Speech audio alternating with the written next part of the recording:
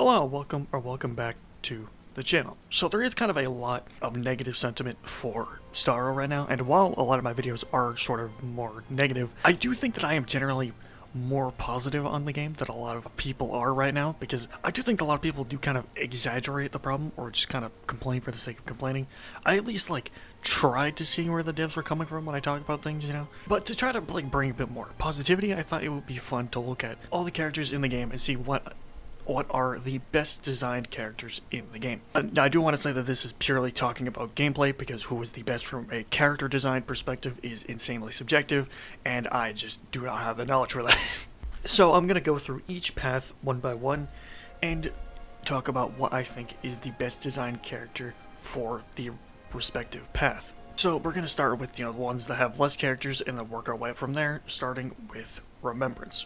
Remembrance is kind of hard, since it only has 3 characters right now. Hyacinth is coming out in 3.3, but I'm not going to talk about leaks in this video, so I'm not really going to counter. So out of the 3, I think I am probably going to have to go with Remembrance MC. I can't really go with a Goliath because I feel like she is pretty restrictive in what kind of teams she can go in, and I just think that she does have some design problems.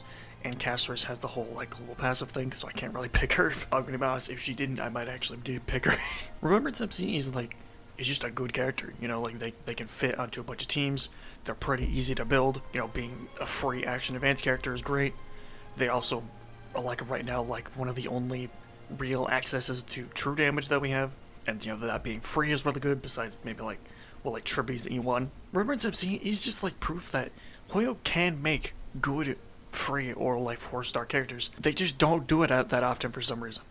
But it's we know that they can do it. They keep doing it, so I don't understand. Anyway, I don't really have that much to say about Remembrance MC. They're kind of just a good character, and that's it. So let's move on to probably the most abandoned path in the entire game, Preservation. This one is pretty easy for me. It's definitely between Aventurine and Fushuan. Japard is okay, but I don't think there's anything really stand out about him. And there's definitely some stuff that I would change, and Preservation, March, and MC have a lot of problems with their kits that I would definitely change. So out of the 2, I think I'm gonna have to go with Aventurine, just because of the comfort that he offers when you use him. He can just fit into so many teams, even non-follow-up teams. You were probably just not going to die in most content if you have Aventurine on your team. He is pretty easy to build. Just put a bunch of defense on him, you're probably just not gonna die. He can do some decent damage, even if that's not really his main thing. He even has some debuff synergy, since his ultimate applies a debuff, and I've actually used him a lot with Aggron and stuff.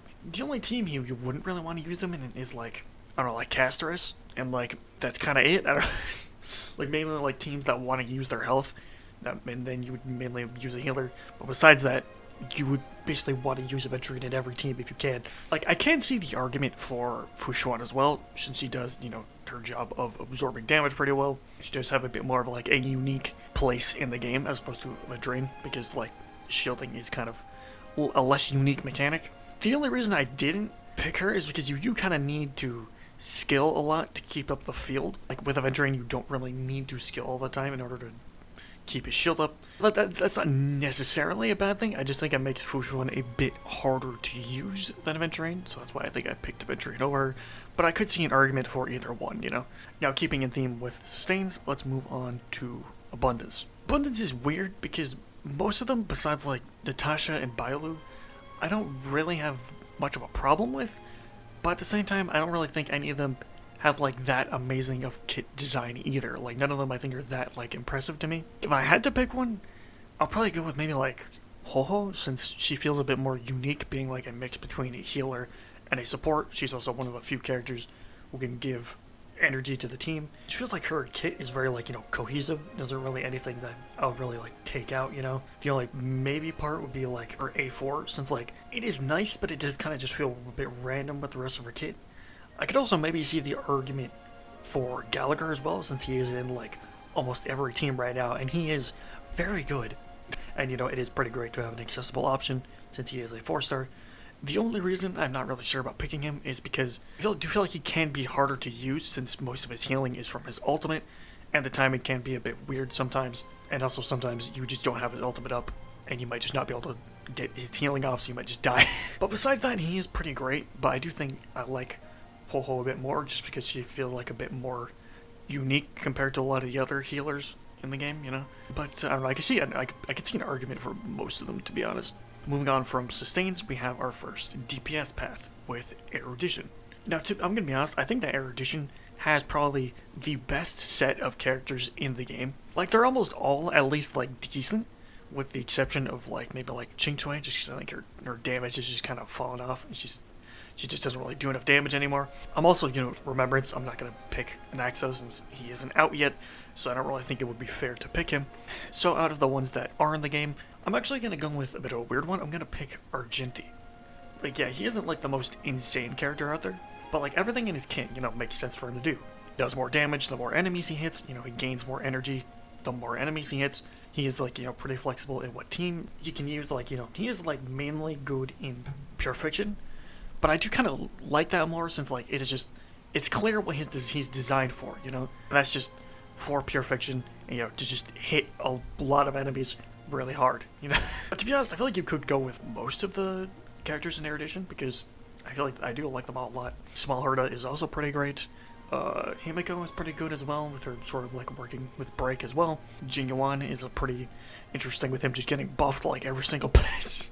Herda is, like the big Herda is very good, very strong, and while like I don't think characters being strong is a bad thing, I do feel like she kind of is a bit too strong. So I'm not really sure if I should pick her, But I am definitely gonna go with Argenti just because I feel like he fulfills his role the most. But moving on to the next DPS path with Hunt. Now I'm gonna be honest, I already know which one I'm picking. It's Hunt March. I do think that Hunt March is the best designed character just in the game in general in terms of gameplay. Her skill is pretty unique, giving buffs based on like what path the other character is.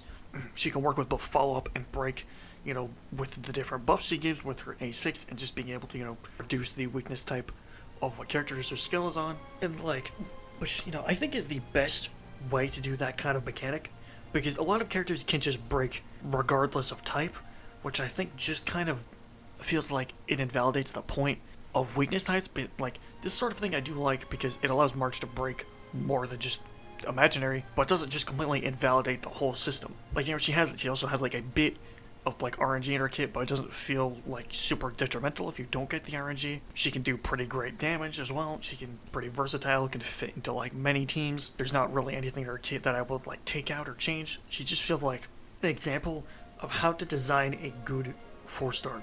And I do hope that they kind of take a bit more of the design from Hunt March and implement it into more characters in the future. Now, circling back to a bit more of support characters, we have Harmony. Now, Harmony is a weird one because this path probably has some of the strongest characters in the game, but like almost too strong to the point where like if you don't have them, because maybe you just got unlucky or maybe you just weren't playing or whatever reason, the teams just feel so much worse if you don't have the characters. So I'm actually not going to go with any of the newer ones. I'm going to go with Tingyun, since I feel she's very similar to like Woho, being one of the only characters that can give teammates energy, is great, especially for characters like Aglaya who need a lot of energy. She can be good on a lot of teams, even with like counter teams with characters like Clara or Yun Li. She can actually do some like pretty okay damage because of her talent and her A4. Like, I do think she's just a good, accessible option, which is pretty important for Harmony, since a lot of the other characters are 5 stars. Also, the only real downside of her is that she just gets hit all the time for some reason, and I just don't understand why. Like, now I do think that you could maybe give it to some of the newer 5 stars. My main problem is just kind of how centralizing they feel. Like, if you don't have the character, then that whole archetype just kind of falls apart.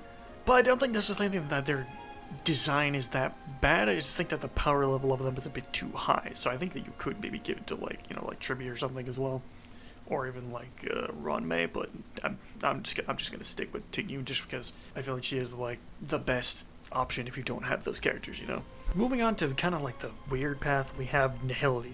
Now, like I said a bunch of times in this video, I'm not including Cypher, since, like Hyacinth, she isn't out yet, and I don't look at leaks. But most of the older characters kind of suck, I'm gonna be honest, besides, like, Pella.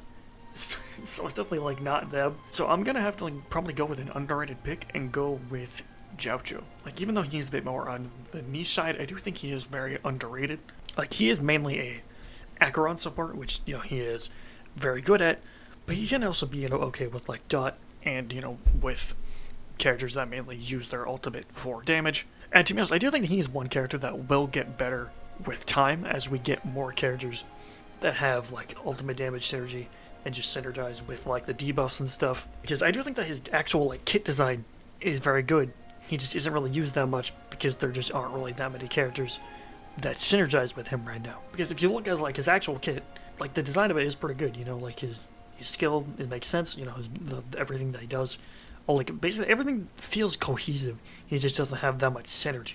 But I don't really have that much to say about Jocho. He's just a good character, which just, like, kind of like Argenti. He's just a good character that just does his niche pretty well, and that's kind of it, Now, moving on to the last path, we have Destruction.